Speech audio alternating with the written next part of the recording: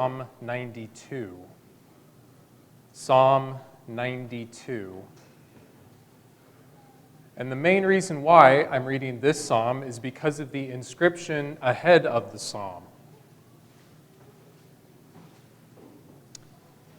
The inscription reads, "A psalm, a song for the Sabbath." I want you to think about the Sabbath day and why it relates to the words that we will read together. Verse 1, "It is good to give thanks to the Lord, to sing praises to your name, O Most High, to declare your steadfast love in the morning and your faithfulness at night. To the music of the lute and the harp, to the melody of the lyre. For you, O Lord, have made me glad by your work. At the works of your hands I sing for joy.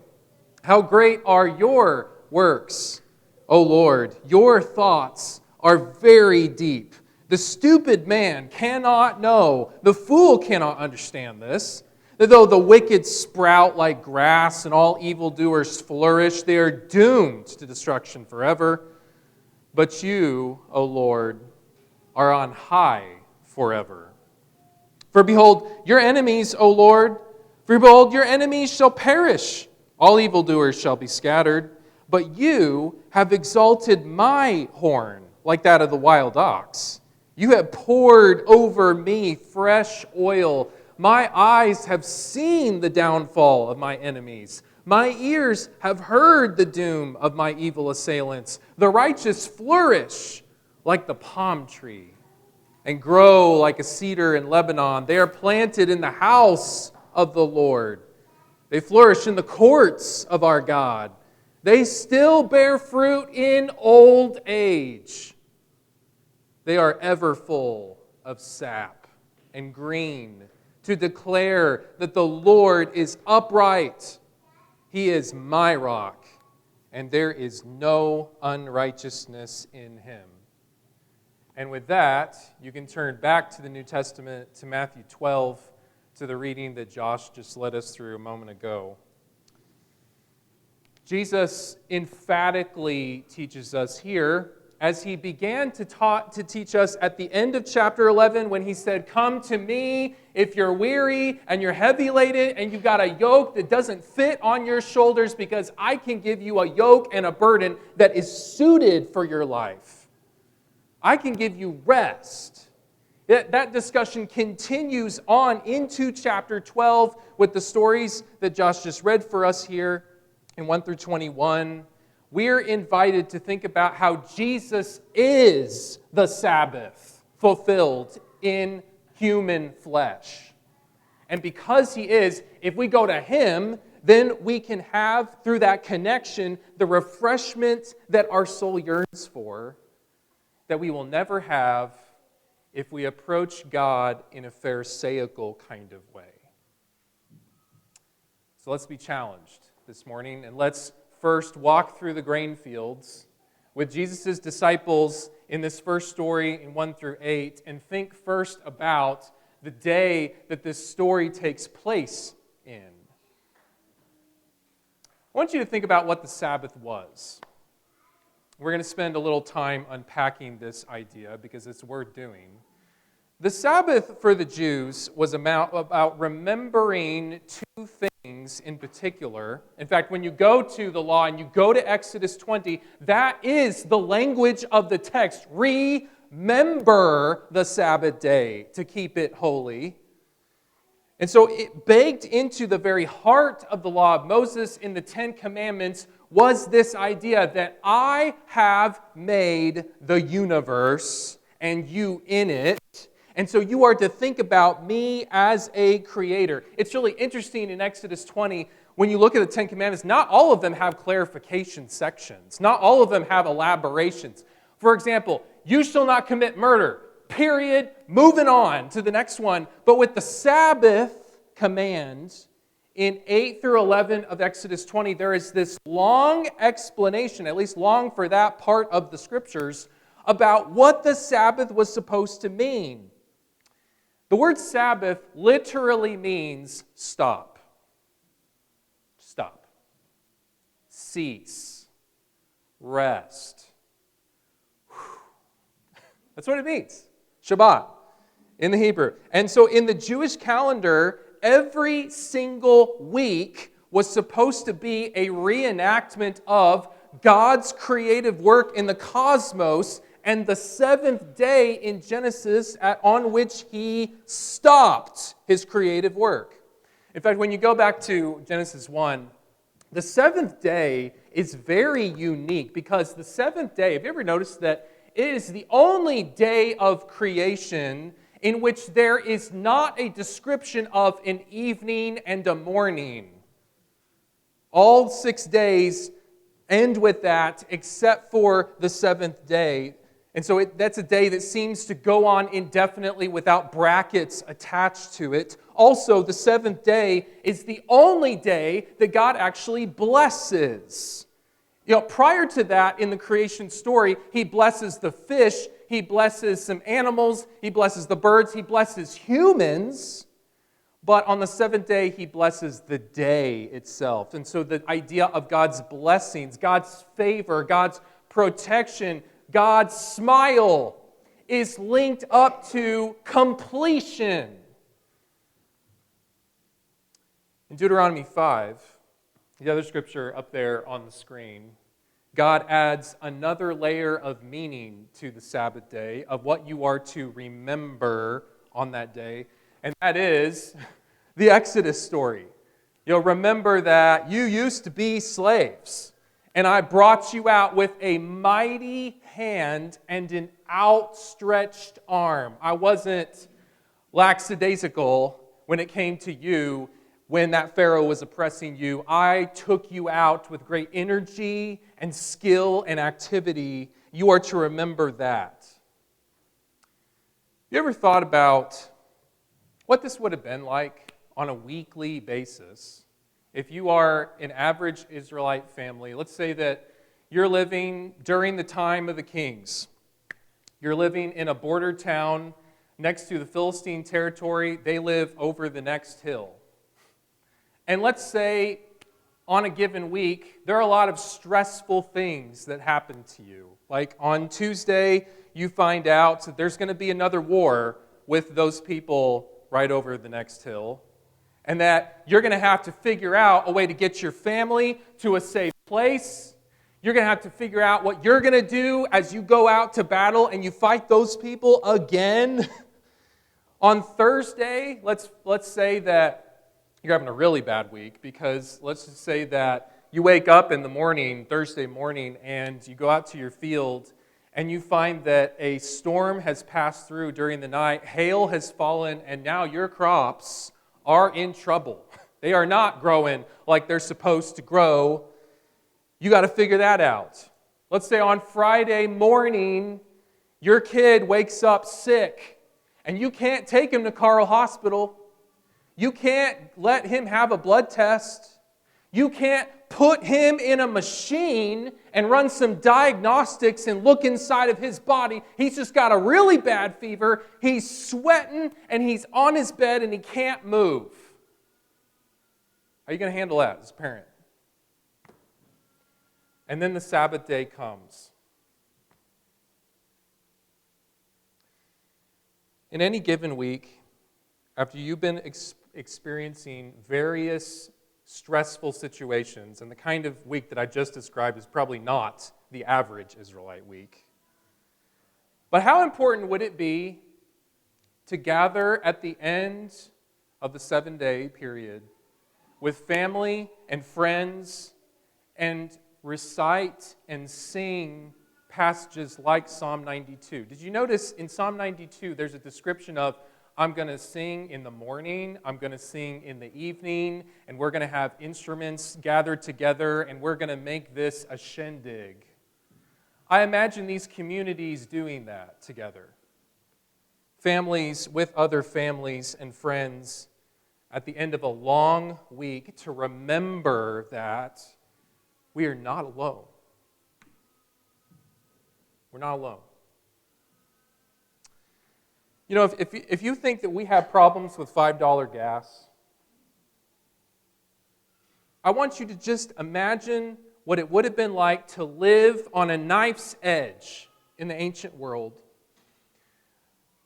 where your family is one famine away from starvation, and you eat based off of what you're growing right outside your door and what your family, the other families in the community can grow. And your family is one enemy raid away from death or slavery. I think that so much anxiety in the course of human existence, so much anxiety has come from a small view of God. And so many sinful temptations boil down to whether or not you trust that there's someone who is overseeing your life story and has the power and the love to help you in ways that you need to be helped. The more that becomes big in our hearts, the more we will fear him, and the less tempted we will become to mistrust his goodness and what he can provide. And that's why the Sabbath day was built into the Israelite schedule, is because it is so important to have a day where you put down the farm equipment and you stop going out to the field and you get your wife and your kids and your neighbors together and you say, we serve the God of gods. We serve the God who took us from a helpless, oppressed situation that none of us could solve on our own. As urgent as the planting season is, it can wait another day. As urgent as the harvest season is, it can wait another day. This is more important. The Sabbath was not just about resting your body. The Sabbath was not about just resting your body. It was about having the faith to stop and recall that you are connected to this God. So many of the great men and women of faith in the Bible story kept the Sabbath day in their hearts. So we just sang number 1 together. We just sang Psalm 23 as Brent led us through that psalm.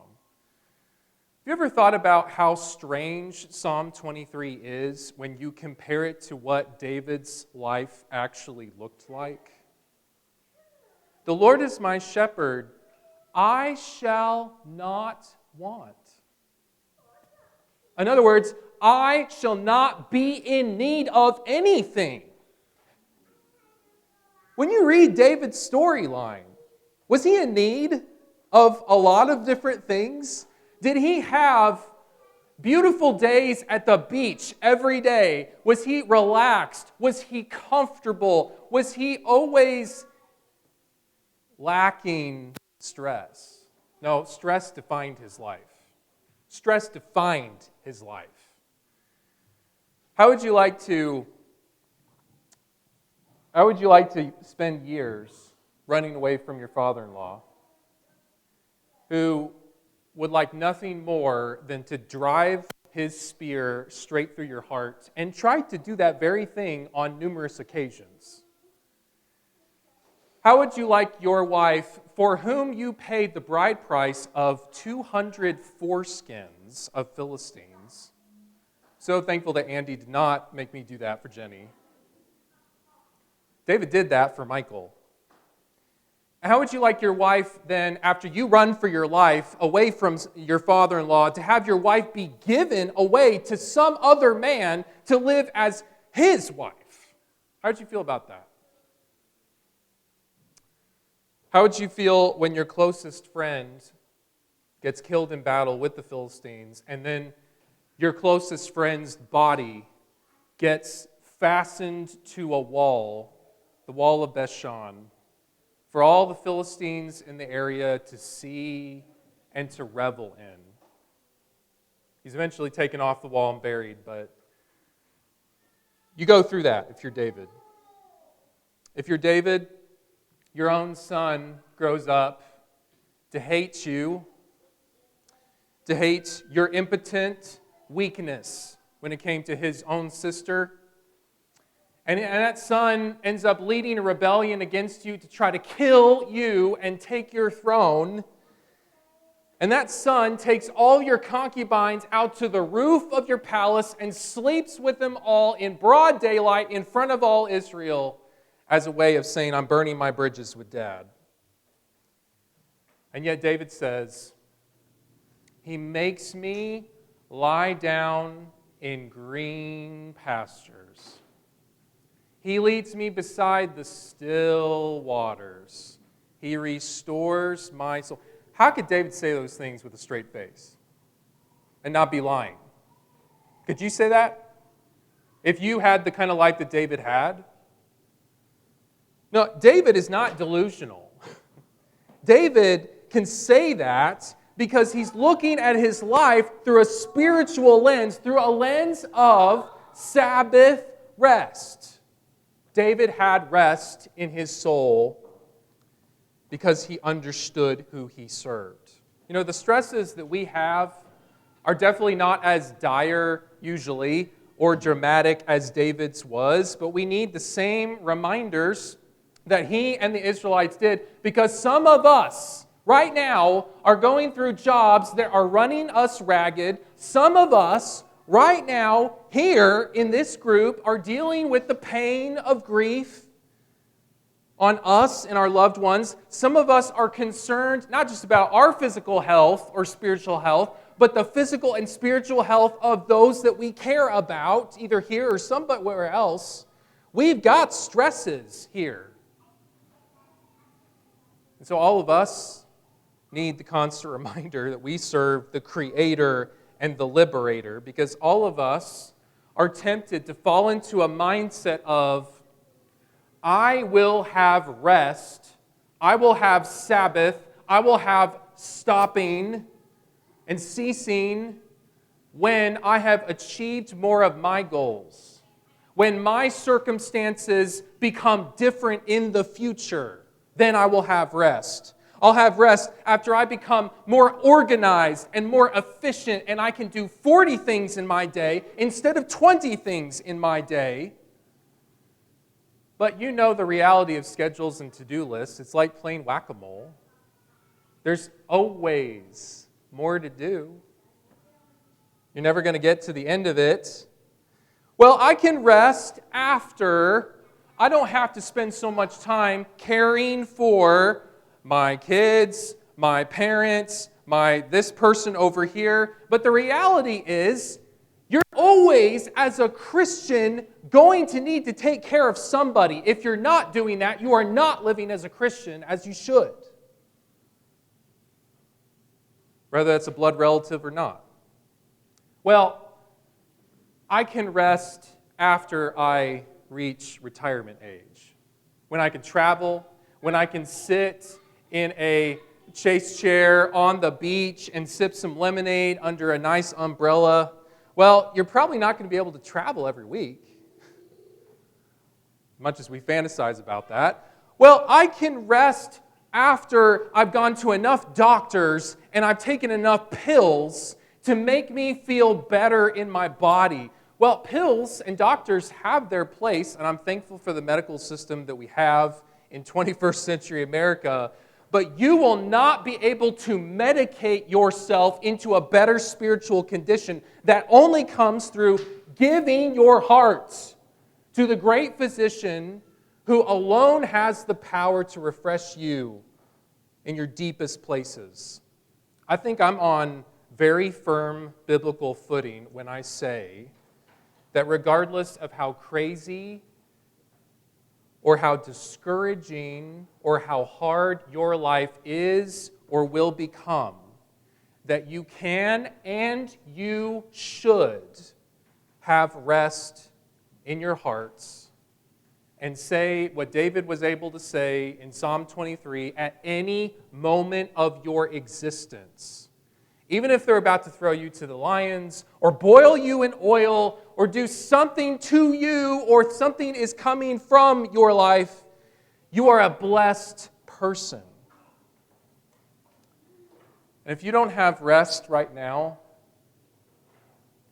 it's probably because you don't have the faith to stop in your hearts and perhaps your family rhythms to remember and praise the God who is your creator and your liberator. I think part of the blessing of moments like this, and the Sunday is not our Sabbath day. The Sabbath day law has passed, and yet the idea is still here that when we come together for worship, nobody is checking their stocks and making purchases or withdrawals. Nobody is checking work emails. If you are, please stop. We're here to rest in this moment and to focus on the Lord who has saved us and to connect with real humans who are not on a screen, as God's plan is. And so what Jesus says at the end of chapter 11 and what he says here, where he says in verse 8, the Son of Man is Lord of the Sabbath. Is that real to you? Is that real to you in your life? Or do you run around with your stomach in knots because deep down you actually believe, no matter what comes out of your mouth on Sundays, you actually believe that the weight is all on your shoulders to be enough, to do enough, to figure it all out, to avoid all the disasters, to present the perfect image on social media and in person. It's all on you to do that. God says you're not God. You have so many limitations of mind and body and spirit. You have sins that no amount of anything can cover up. And that's true of me too. And so on a frequent basis, whether it's on Saturdays or not, you need to stop. You need to acknowledge Him with profound gratitude that He rules and He forgives all the things that you cannot rule and forgive. The Old Testament law has had its day and it's gone now. We don't have that covenant anymore. But the principles and the Lord who gave it are still very much in force, even today. So that's what he's teaching them about as he argues with them by the side of the road next to the grain fields. And he teaches them this. Haven't you read your Bible? We learn that careful scriptural study keeps us from imposing unimportant traditions, either on other people or ourselves, and misunderstanding what God actually wants from us. So despite the accusation in verse 1, or rather verse 2, look, your disciples are doing what is not lawful to do on the Sabbath. If you drop down to the end of verse 7, does Jesus say, oh, you're right, we are breaking the law. Oops, yeah, we shouldn't be doing that, but it's okay because I'm Jesus and I can just break any law that I want to because I'm Lord. No, he says in verse 7, dude, we're guiltless. There is no law breaking happening here. In fact, you go back to Deuteronomy 23, verse 25, there's a specific law that says, if your neighbor has standing grain, you can pluck the ears with your hand, but you shall not put a sickle to your neighbor's standing grain. You cannot reap. And what the disciples are doing is not reaping. They're not doing a lot of massive work on this day. But by this time, the Pharisees had blended what the law said with 39 extra traditions that they heaped upon the Sabbath day. And what the disciples are doing here violates those traditional ways of keeping this day. And so Jesus responds to their huffing and puffing with this question that he asks them twice in the text. Did you see that?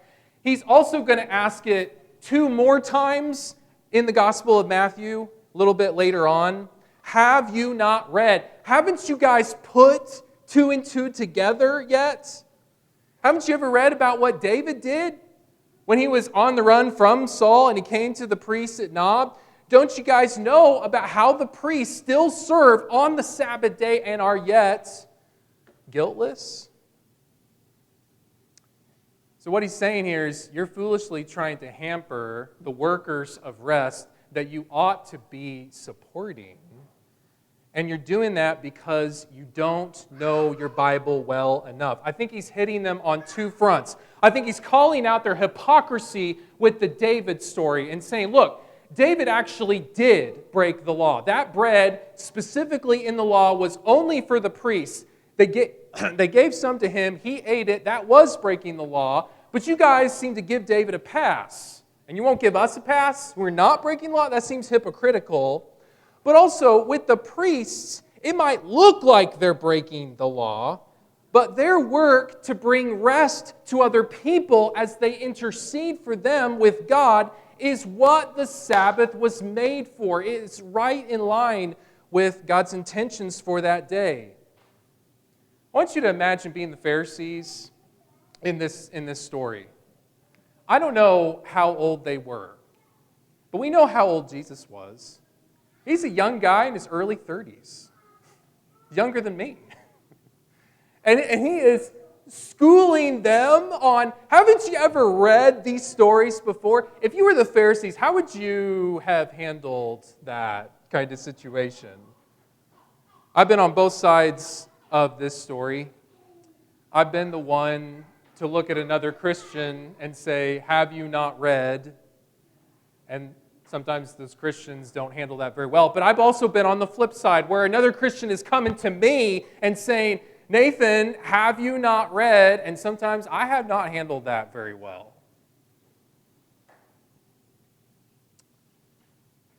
I hope none of us are arrogant enough to think that we've completely mastered any one of the 66 Bible books that we have in Scripture. I don't think anybody would say that, even if you've studied them 20 times. But practically speaking, sometimes we, and I put myself in that we, sometimes we act as if there's not much more that we can learn from a particular passage. Sometimes that shows up in lack of preparation for studies. Sometimes that shows up in attitudes and conversations, as it did here in this conversation. However it shows up, we need to watch our hearts so carefully. Because if we take the Pharisees' mindset that leaves us vulnerable to becoming unteachable, and it puts us in danger of imposing the ways that we have thought about God on other people, when in fact those are not things that God cares about, and causes us to get in the way of workers that we should be encouraging and not hampering. So there's a lot to think about with this. Let's go to 9 through 14, where Jesus is being asked a question now in the synagogue. I want to think about how questions that can come from hard hearts cannot be answered in a way that satisfies the person who is asking that question, even if the answer is coming directly from God Himself. So they're arguing by the side of the road, maybe they're arguing in the field itself, and then Jesus continues the discussion with them as they go into the local synagogue. And here's this question, is it lawful, with this withered hand guy right here, is it lawful, verse 10, to heal on the Sabbath day? But we're told that when they asked that question, there was an evil motive behind it. They're not wanting to learn, they're not wanting to grow, they're not wanting to change. They're asking that question so that they can get an answer from him that they can pin him up against the wall with. And so he answers their question And he performs this amazing miracle in their midst. Can you imagine this? This is a local synagogue. Friends and neighbors have been coming together for countless weeks. But here, at the very first time, a miracle has been performed. And their only response is to say, well, how can I get rid of this guy? How can I destroy him because of what he's done? I think we have all known chronically offended people. And perhaps, maybe at some points in our lives, we have been chronically offended people. I really like this quote from a woman named Savannah Hobbs. She says, "The spirit of offense is never satisfied. It will furnish fresh grievances in place of old ones, and no apology will ever be enough to appease its demands." That's what the Pharisees are like. Doesn't matter what Jesus says, doesn't matter what he does, because he does not ally himself with their traditional interpretation of Judaism and the law, they're not going to be happy with him no matter what. And so what he's trying to teach them here is, look, God is not interested in making commandments and laws that restrict the practice of good things, of helping other people. He makes laws, he makes commandments for a different person so that neighborly love can thrive in the people who want to serve him.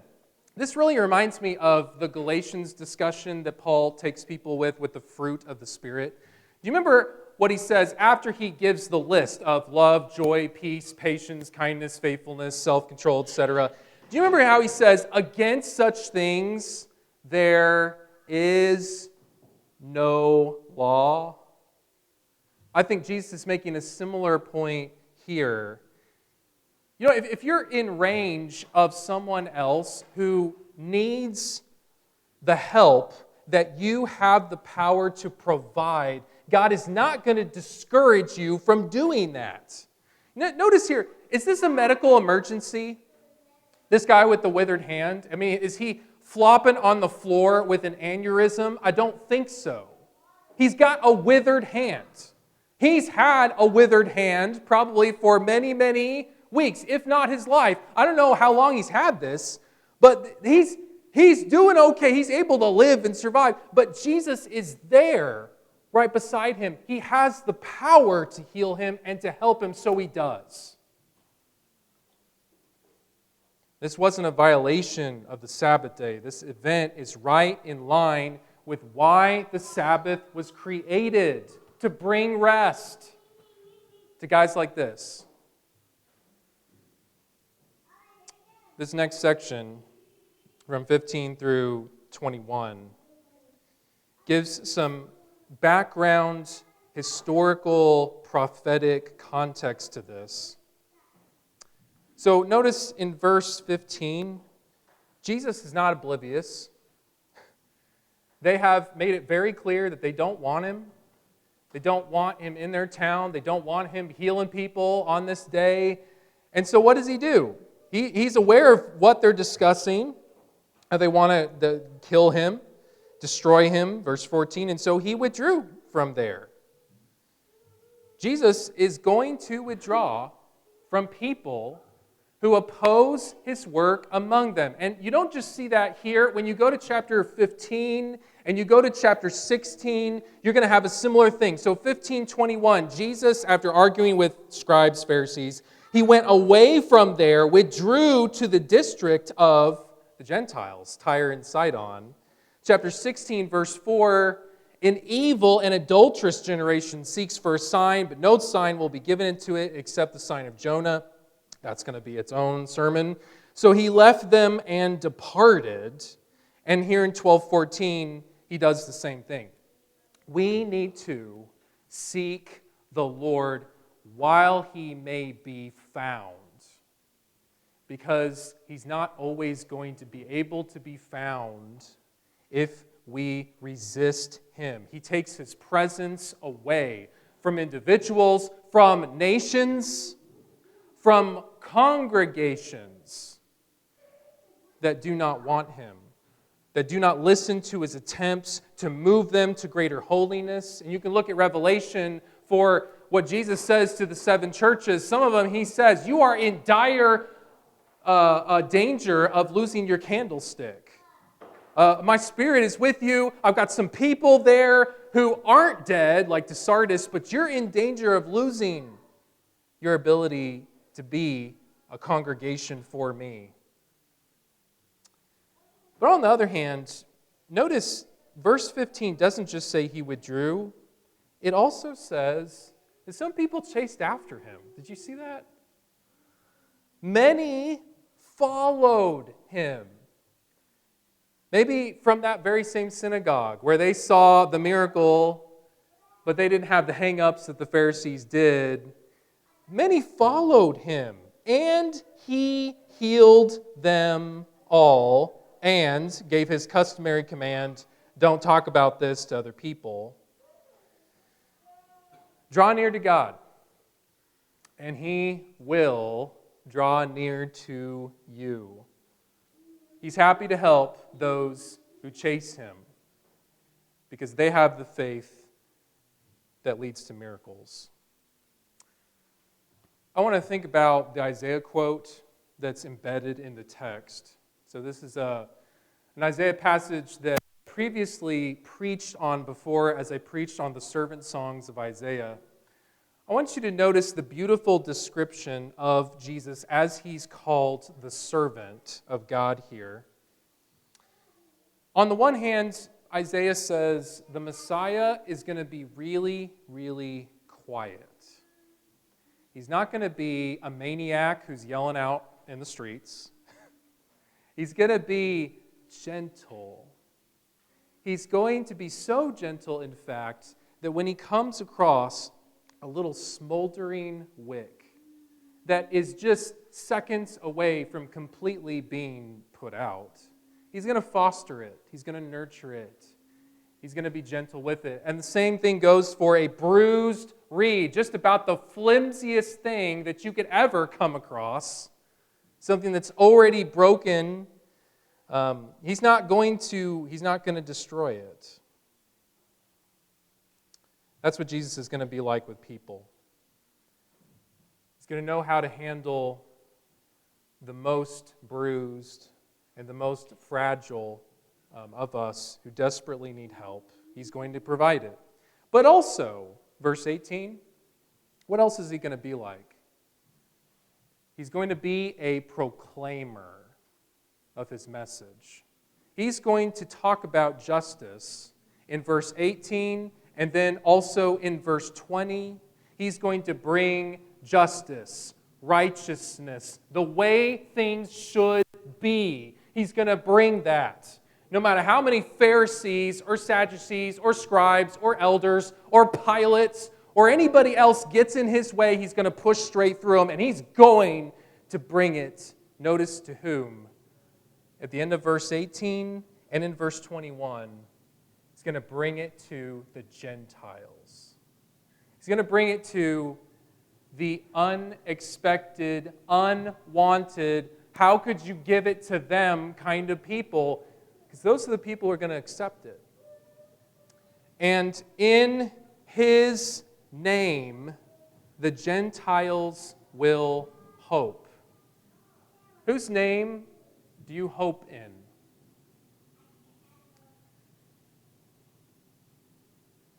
I almost, when I was preparing for this sermon, decided to get a bunch of campaign posters from bygone eras of presidential candidates to flash them up on the screen of various people in our history who have advertised themselves as people that you can hope in.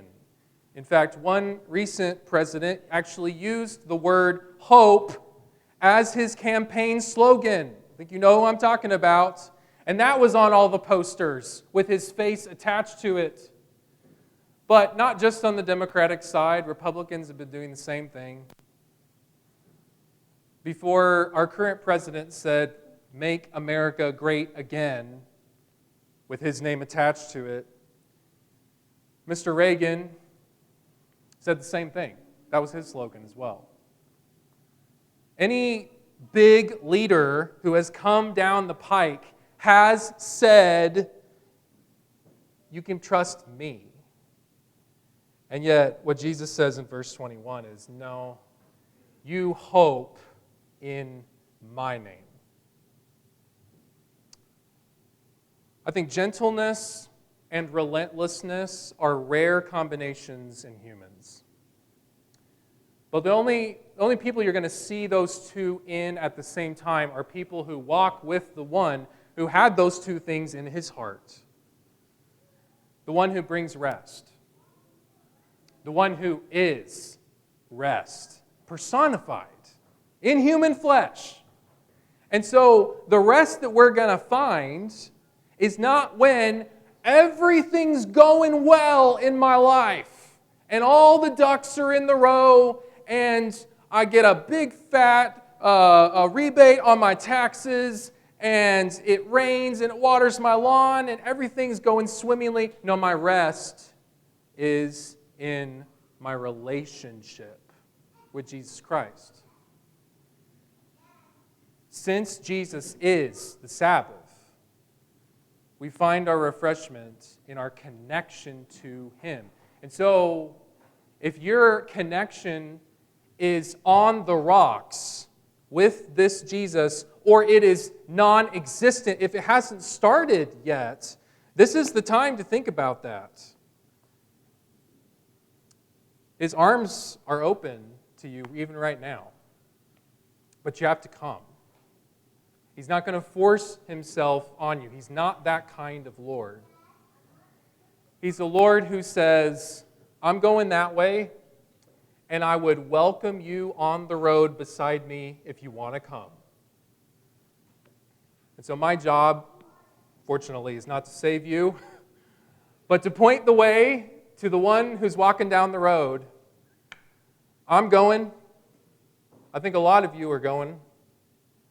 But for those of you who have not decided to get on the road yet, or you're thinking about abandoning the road for some other road that is not going to the right place, I urge you to follow Him. And if we can help you in any way right now, we'd love to do that. As together we stand up and we sing the song Brent selected.